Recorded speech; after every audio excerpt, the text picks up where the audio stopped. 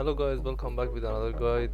Here we have Zul'aman escape run. This is one of the best ways to max your Valor points. If you just join Cata expansion and you're looking to get your Valor points in the fastest way possible, this is a really good run to learn and you can just spam it to get your Valor. I mean, this is the fastest one.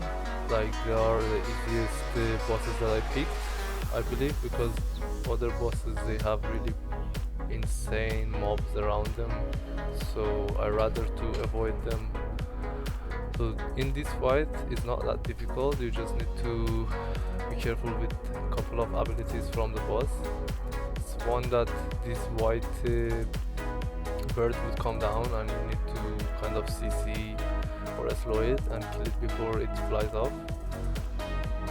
I'm not quite sure what's gonna happen if it just flies off. I never saw that happen, but I recommend you to don't do that. And also the DPS, they can kind of stack together, so these small brown birds that they come down, they can get killed easily. And at the end, it would be targeting one random DPS. I don't believe it's gonna target the tank, but it's possible. But everyone needs to like kind of stack under that person, don't get target damage. But as you can see, I'm quite geared here, so I'm not having so much problem with taking damage.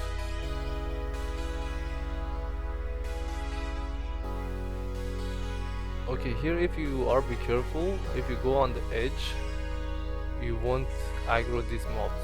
As you can see, my teammates, they don't know what I'm about to do, so they kind of like aggro the mobs. You can ignore it and just don't kill them and just go to the path that I'm gonna take and save some time. Over here, if you jump down and you fall down over there, don't worry, you can find your way up there. You just need to be careful to do not pull those two mobs. They're quite difficult to kill if you don't have good DPS.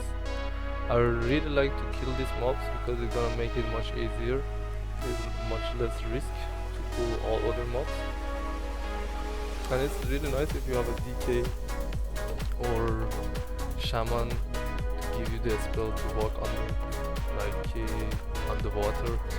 It's really nice to have it because you can literally escape one pack. It's not difficult to kill it, but I mean, if you're looking to max your Valor point as soon as possible, you don't like to waste your time.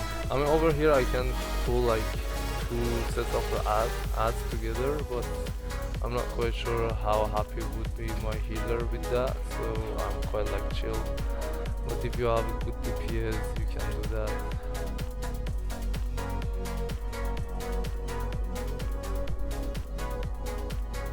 Well, over here I'm gonna be a little bit greedy and need this recipe for enchanting.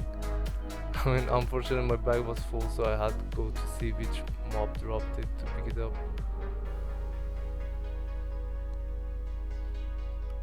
Okay, this boss is quite interesting fight because you need to kind of move him around a little bit, and the DPS and healers, they can get advantage of couple of things.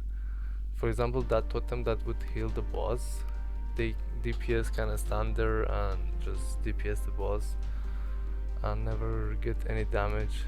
I mean, they get damage, but they get healed by the totem too, so it's quite helpful for the healer. I mean, to be honest, I have never tried to stand there as a tank, but you can try if you are really good with controlling the boss. Also, the boss would summon this ad. This tiger is quite difficult to aggro, but it doesn't do so much damage, so don't worry about it. Just try to kind of like damage it to get the aggro. But the most important thing in this fight is to kill this lightning totem, which gonna do a lot of damage if you don't kill it. So that's the priority.